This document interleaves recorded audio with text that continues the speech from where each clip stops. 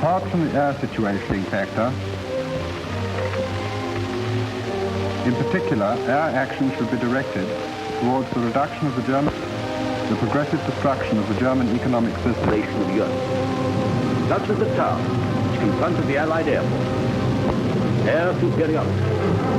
For the RAF, D-Day was back in 1941, when our fighters, after winning the defensive battle of Britain, began to push their offensive sweeps deeper with occupied territory.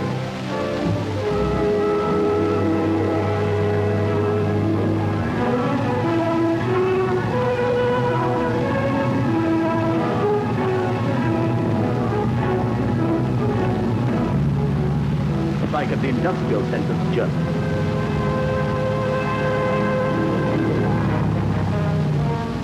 In 1942, the offensive mounted. In May, raids on the Ruhr and Rhineland, experiments in saturation bombing, which were to point the way to the great night battles of 1943.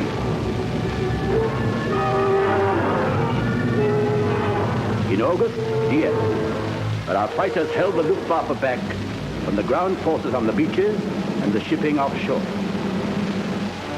It was during 1942 also that another striking force was coming powerfully to our aid. The fortresses and liberators of the American 8th Air Force, soon to be followed by swarms of protective fighters.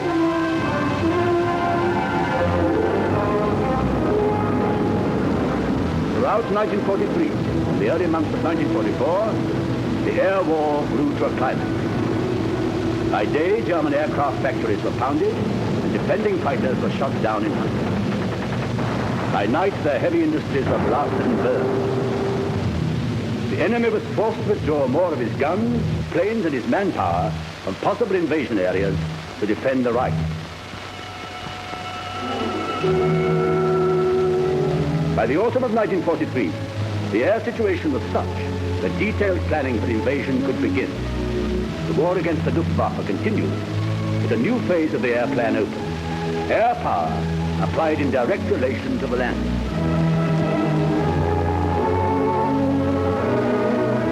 Marshal Sir Stafford Lee Mallory in command, and the American Lee Butler as his deputy. The force consisted of the British 2nd Tactical Air Force of fighters, fighter bomber Air Marshal Sir Arthur Cunningham, and the 9th American Air Force of medium bombers and fighters under Major General Louis Britt. There were also reconnaissance wings, a group of defense, and a group for airborne operations. Such demands as might be made on the strategic heavy bombers of Air Chief Marshal Harris and General Spaatz were to be coordinated through the Supreme Commander, Air Chief Marshal Sir Arthur Tedder. To understand the work which these air forces were to do in the months before D-Day, we must examine for a moment the outline of the military plan. The intention was to make landings along the strip of coast between the mouth of the Orne River and the base of the Cherbourg Peninsula, to cut off the peninsula and secure Cherbourg as a supply port. But the very reasons for choosing this plan made it all the more difficult to carry out. The Germans didn't believe we would choose this area, poor in supply ports, and a long way from our objective, Germany, in preference to the coast hard up, rich in port, with a shorter channel crossing, and much nearer our goal. We relied on Allied air supremacy and our genius for amphibious operations to confound his calculations. But to land a fully equipped force is one thing. To maintain a bridgehead and pour in supplies and reinforcements is another. Victory in the opening battles must go to the side which could concentrate the greatest force in the shortest time. For this purpose, the Germans had at their disposal the elaborate road and railway systems of northern France, the canals and rivers. The Allies would have to cross 100 miles of treacherous channel in boats small enough to run up on the flat beaches of Normandy. The project appeared impossible. The task of the Air Force was to reverse the balance by paralyzing the enemy communications, and in particular by isolating the rectangle of France contained by the rivers Seine and Loire. And there was a surprise in store. A mobile port to be towed across the channel, one of the remarkable feats in the history of warfare.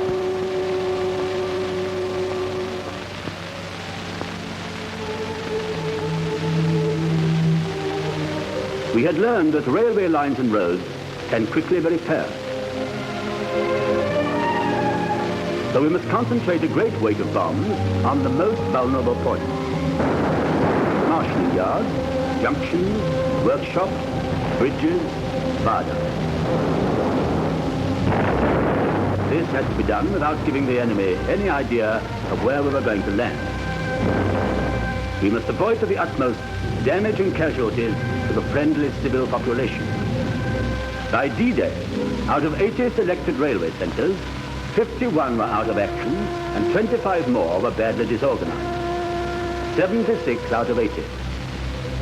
To achieve this, 66,000 tons of bombs were dropped by British and American heavy, the lighter bombers of the Tactical and 9th Air Forces.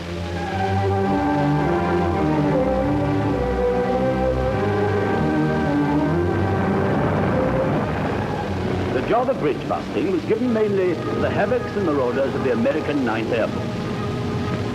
By D-Day, across the Seine between Paris and the sea, only one rail and 2 road bridges were left standing.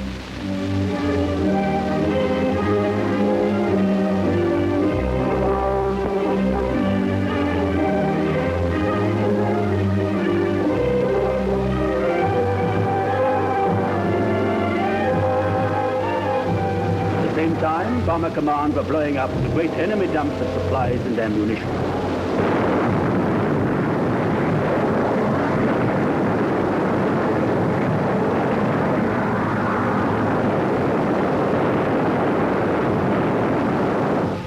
In the 9 weeks before D-Day, 2,655 German planes were destroyed in combat. We were passing from air superiority to air supremacy.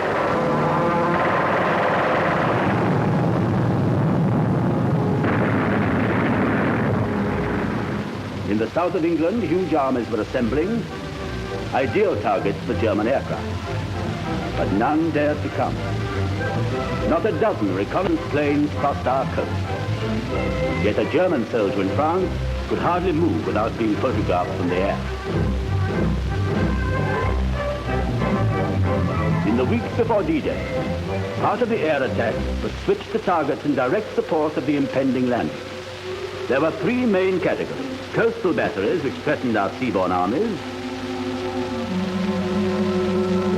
radar stations which would give warning of the approaching armada; and enemy airfields which you could operate in the battle area at closer range than our own fighters based in England. These attacks still had to be spread to give no indication of the landing area. Tactical bombers, with the help of British and American heavies, dealt with the batteries and airfields.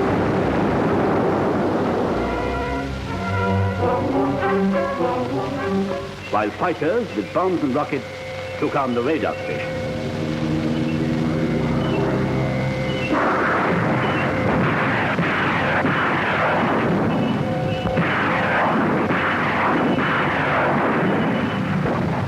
At least 11 batteries in the vital area were destroyed before D-Day.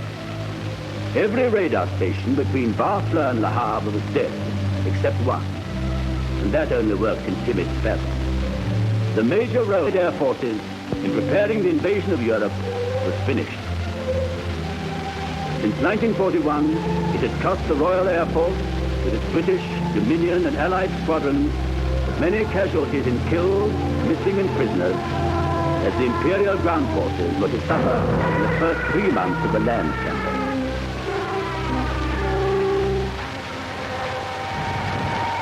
The American air losses were proportionately heavy.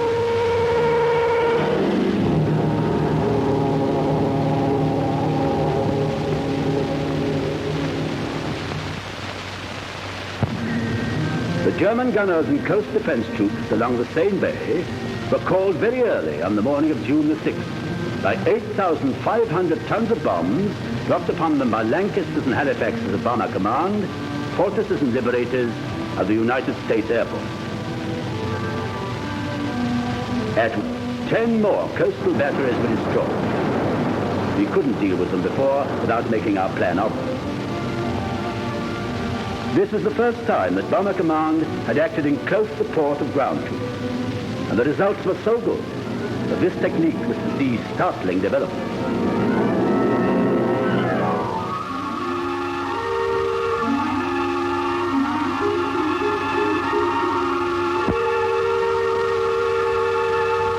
During the early landings, the air forces were destined to play a protective role.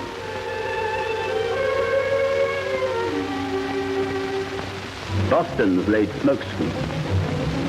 Fighters swarmed over the beaches and shipping lanes, but the air protection had been so thorough that enemy air interference was negligible. Other fighters, armed with cannon and rockets, gave any German troops rash enough to expose themselves a treatment they soon learned to dread.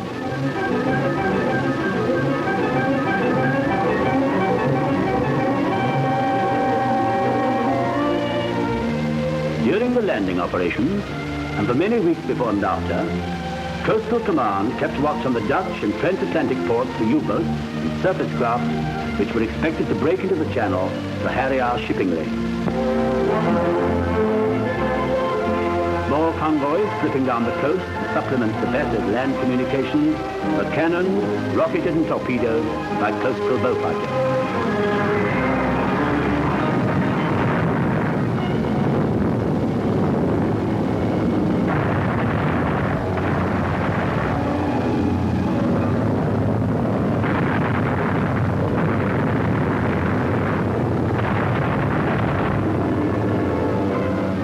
An enemy destroyer seeking in from the Atlantic along the Brittany was forced ashore and destroyed.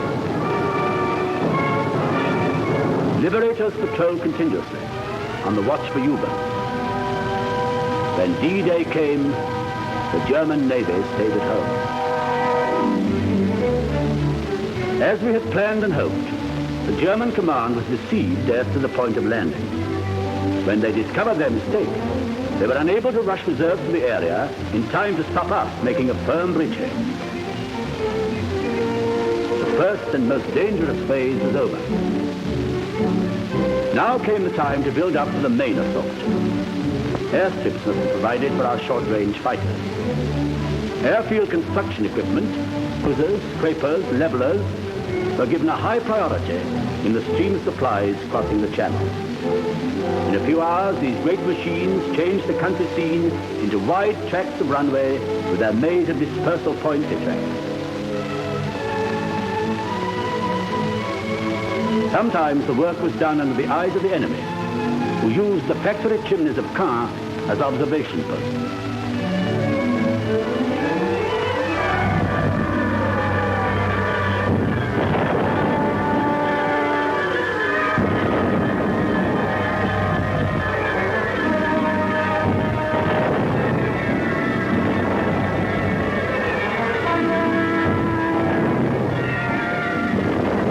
Pioneer Corps, sweating up their labors, were shelled and mortared. But the work went on. Pioneers and servicing commandos hastily dug trenches for protection and then got on with the job. The RAF regiment set up their guns round the perimeter. Dust was the greatest enemy, however. Fine powder dust that got into endings and cannon breeches and betrayed every movement to the watching Germans.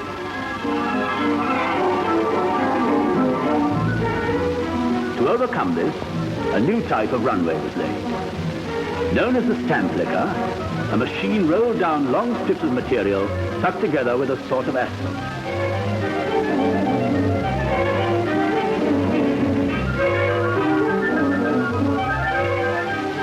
But airstrips were only half the story.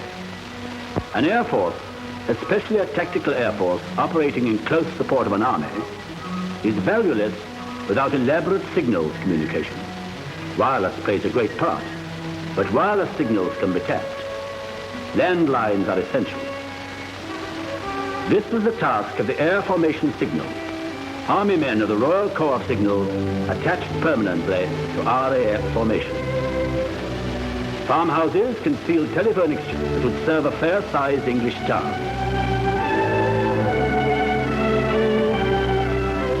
Haystacks concealed batteries of teleprinters. Though shells and lorries and tanks and even enemy agents were continually breaking their lines, the system never broke down. To the men of the RAF and air formation signals, much of the credit must go for the closest Army-Air coordination in the history of war. The Royal Air Force squadrons in France were composed entirely of fighters. Typhoons with rockets and bombs, Mustangs with bombs and cannon, Spitfires, mostly Canadian, with cannon. Their role was twofold: to harass the enemy and to protect our own troops from air attack. The job of air protection fell mainly on the Spitfire. The beachhead area, though secure, is limited in depth, 3 or 4 miles in some places, 12 or 15 in others. Within this space is a great army, with tens of thousands of lorries and hundreds of thousands of tons of ammunition and supplies. Vehicles crowded the roads, radiator to tailboat. There was hardly a field or orchard that didn't serve as a camping ground or supply dump. Concealment was impossible. Above it all, the swirling columns of dust.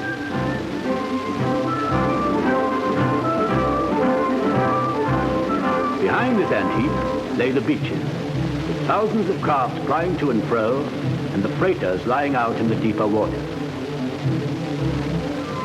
2 or 3 squadrons of fighter bombers would have reduced the whole scene to a shambles. When aircraft zoomed overhead, our men seldom bothered even to look up. Their company. The Typhoons and Spitfires had the task of harassing the enemy in the battle zone. The first essential was to deny to the Germans the freedom of movement we enjoyed ourselves. Already, thanks to the air preparation, he was being forced to detrain some of his reinforcements at Nancy, 250 miles away.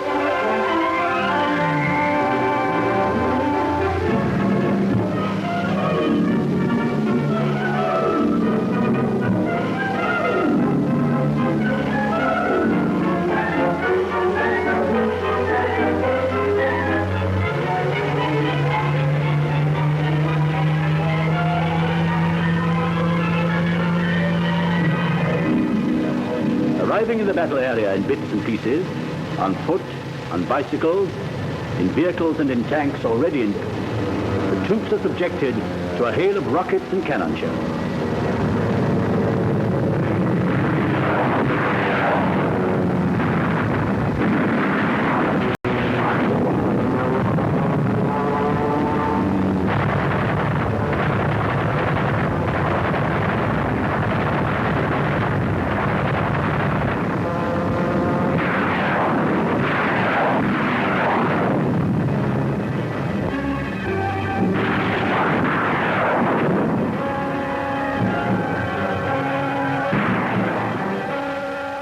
In a few days, enemy movement ceased by day, and even by night, only the leafy bylanes could be used, thanks to our roving mosquitoes and bombs.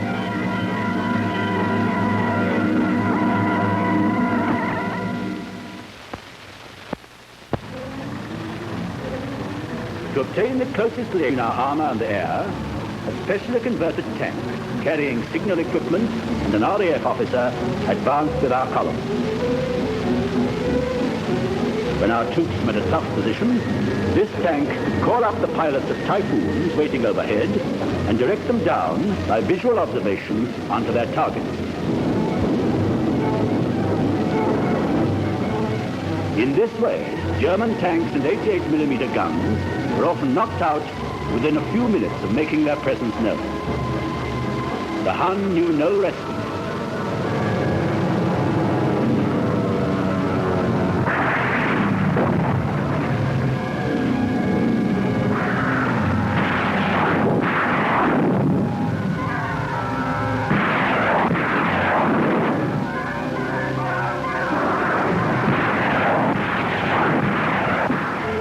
During July, over 4 Hunts and armored vehicles were destroyed. The Mustangs, with their wider range, were mainly used to bomb targets deeper behind the German line. Barges bringing supplies up the Seine. Railway trains with ammunition, few as they were. road junctions, and troop concentration. Records of German telephone conversations found later are eloquent testimony to the effect of the air assault. Again and again, the High Command attacked. The answer came back, sorry, we are pinned down from the air. But it was impossible to prevent the enemy concentrating part of his forces and equipment. These he placed with great skill in a series of highly fortified belts. To attempt a frontal assault on these would have been costly in lives and equipment. It was decided to call in the help of the heavy bombers. At Caen, at Caumont, and twice during the advance from Caen to Falaise, the heavies came. In North Africa, fortresses and liberators had been used in tactical support of the armies, but it was something new for our Lancasters and Halifaxes to appear on the battlefield. The organization and tactics of Bomber Command were designed for bombing industrial areas by night. Now they were called upon to do pinpoint bombing largely by day. There was no room for error. The targets lay only a mile or so ahead of our own men. It was an essential part of the plan that our army should press into the enemy position before he recovered from the shock. Nor must our line of advance be created by heavy bombs. The right kind of bombs must go in exactly the right places. A precision operation of great skill. Due to the lack of help, the individual tactics of the night heavies could be employed by day.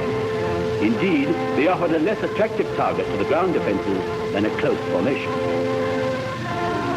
Black bombers swarmed in the sky like roofs above a spinning. Probably the most remarkable of these attacks was that on Caumont. It was a foul morning for flying, thick grey cloud down to a few hundred feet. The Germans in their trenches must have felt secure. Suddenly, out of the murk, came a great Lancaster, hardly clearing the tops of the hill, and then another. Down went the indicator flares on the pinpoint. For 2 hours, the bombs rained. In one bound, our line moved forward 10 miles. With the American breakthrough on the right, the pincers began to close round the German 7th Army south of Falaise, which by now had been added a part of the army from the northeast. Why did they wait to be destroyed? Hitler's fanaticism may supply part of the answer, but the main explanation was that they were blind, deaf, and largely dumb. They didn't know how serious their position was. Blind because they couldn't risk reconnaissance aircraft. Deaf and dumb because their signals organization had been broken by our air attacks, especially those by light and medium bombers which destroyed headquarters buildings.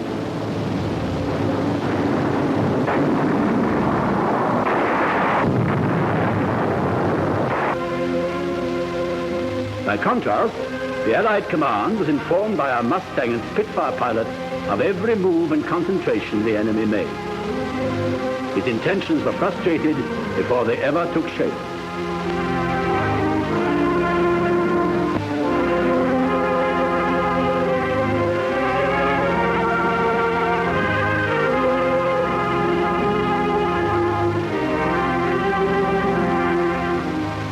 A great victory was in the making. On August 17th, realizing the trap he was in, the enemy started a last desperate effort to break out to the east. It was the moment that our ground-stopping fighters had been waiting for. In 3 days, 5,000 vehicles were destroyed.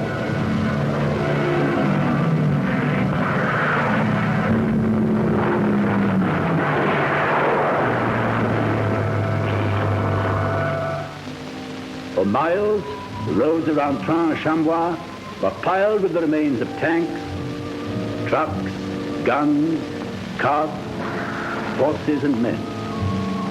Devastation and panic. A French peasant who saw the flight told how at the sound of aircraft the Germans were terrified like rabbits, crushing their own men under their tanks. Dunkirk was avenged.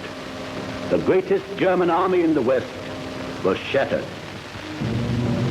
The fleeing remnants had worse to come. The bridges over the Seine were down. Every attempt to collect barges or build pontoons had been dealt with by typhoons and mustangs. The conglomeration of men and transport collected on the western bank of the river opposite Rouen. Then the medium bombers struck. Bereft of equipment, on foot, in farm carts, the survivors of the German 7th Army struggled back towards the fatherland. Our armies pressed forward close behind them to join in the last great battle on the frontiers of Germany. The air plan was paying dividends.